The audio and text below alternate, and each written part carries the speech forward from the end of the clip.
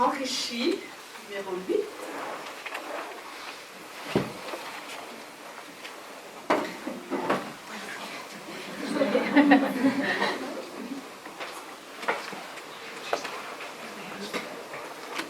Mesdames et messieurs, honorables membres du jury, nous vivons dans un monde d'avance technologique révolutionnaire. Nous habitons dans un état de transe par lequel et dans lequel nous nous y perdons. Mais jusqu'à quel point sommes-nous pris dans l'engrenage des technologies de l'information et dans le tumulte des réseaux sociaux? Dans ce flux chaotique, il est impératif que nous prenions un moment afin d'évaluer la gravité de nos choix. Aujourd'hui, grâce à l'informatique, nous savons exactement quoi faire, comment faire, quelle célébrité idolâtrer, quel régime suivre, qui aimer et qui haïr. Tout nous est disponible par un simple clic sur nos appareils intelligents, sans même y évaluer la pertinence. Pourquoi avons-nous cédé notre libre arbitre? Tout d'abord, nous devons réaliser que nous avançons à une rapidité fulgurante dans le domaine des technologies. Cette vitesse ne nous accorde pas le droit d'évaluer la gravité de nos gestes, mais elle est certes devenue une partie intégrante de notre société. Nous nous égarons dans la lumière artificielle de nos appareils. Mais où est passée la joie de communiquer face à face? Nous nous limitons à un simple message abrégé pour révéler nos sentiments les plus complexes et intimes. Avons-nous vraiment laissé ces appareils prendre contrôle de nos vies? La majorité des contemporains de notre société moderne sont devenus dépendants de ces appareils. Nous avons maintenant cette aide virtuelle pour faciliter même les tâches les plus banales. Ces avancements ont sans doute des avantages et sont absolument étonnants. Mais quand nous nous assoyons devant la lumière aveuglante de nos appareils, est-ce que nous pensons à notre bonne fortune et à l'accès immédiat à toute cette information? Hélas, je ne crois pas. Donc, depuis la propagation de la technologie moderne, nous avons perdu ce sentiment d'émerveillement qui fait de nous humains créatifs. À cause du temps perdu en envoyant des textos par Facebook ou Snapchat, l'ami à qui nous aurions pu exclamer de vive voix un bonjour est devenu un étranger derrière un écran. Comme étudiante, je suis coupable de l'utilisation fréquente de la technologie et je suis consciente de l'effet hypnotisant et envoûtant de ces appareils.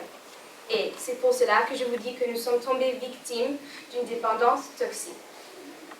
Pour te dire, au lieu de nous enfermer dans notre bulle secrète et hermétique, créée par un regard obnubilé, nous aurions pu apprécier la famille, les amis ou tout simplement la nature.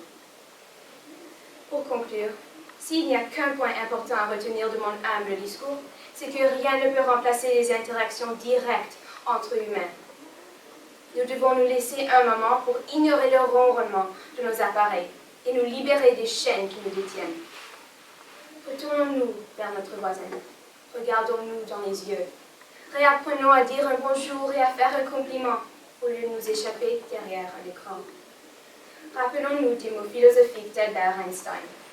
Une nouvelle manière de penser est nécessaire si l'humanité veut survivre. Il est à nous de choisir entre l'emprise de la technologie et la liberté de ressentir la joie de vivre. Merci.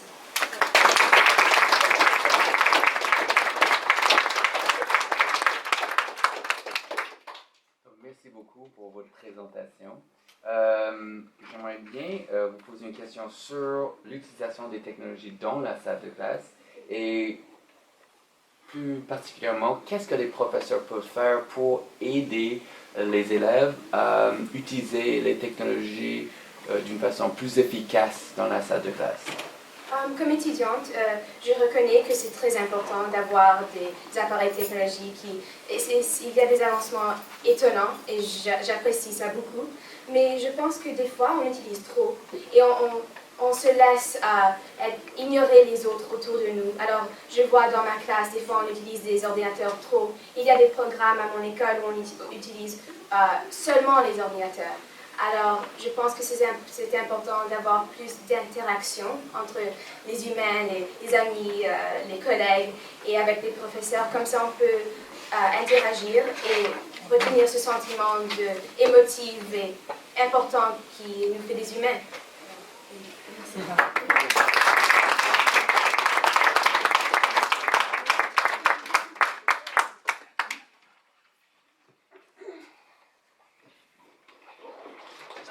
secondaire 5, m'enrichir plus, numéro 9.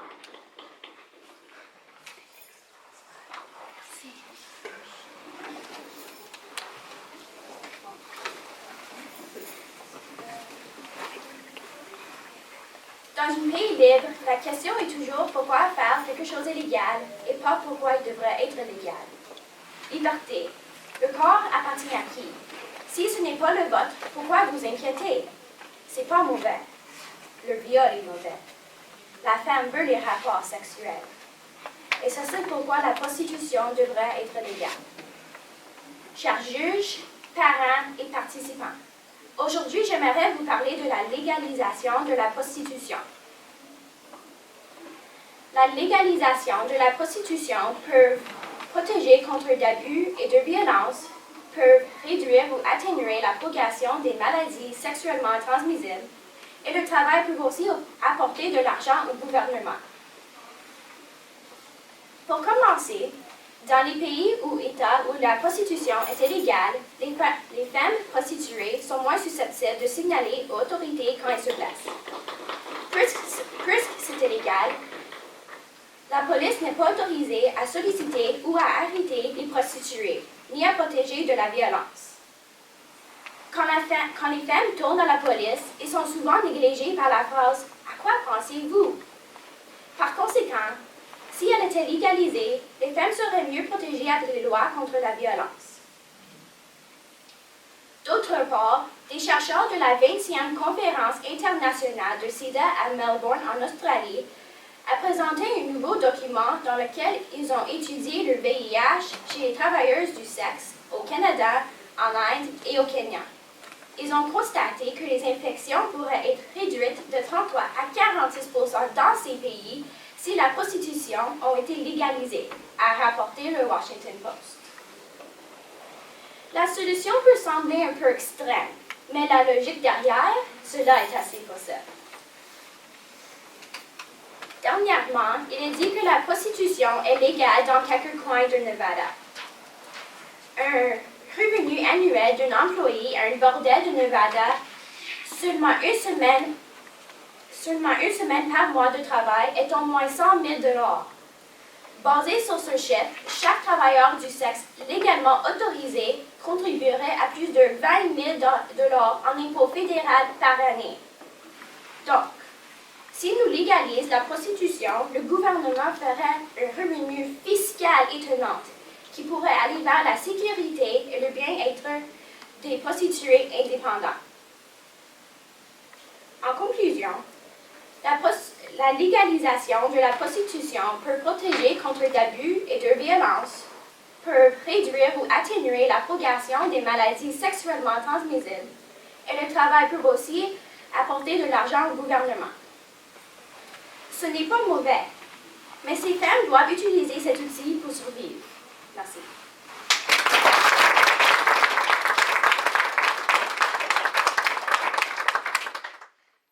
Merci pour votre présentation. Sur votre point de vue que la prostitution devrait être légale. Si c'est jamais le cas au Canada, d'où, d'après vous, est-ce que ou comment les prostituées devraient travailler? Dans un endroit désigné ou chez eux? Ou comment vous voyez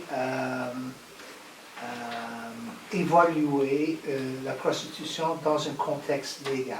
Ou quand travailleraient les prostituées?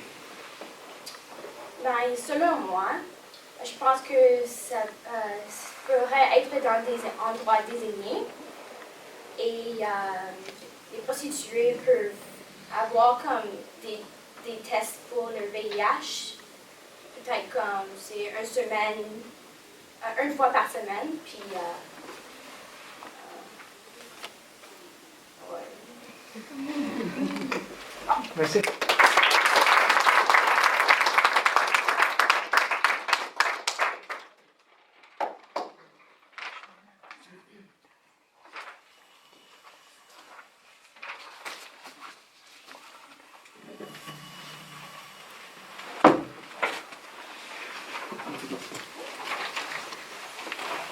Secondaire 5 toujours, nous passons à immersion, le numéro 30.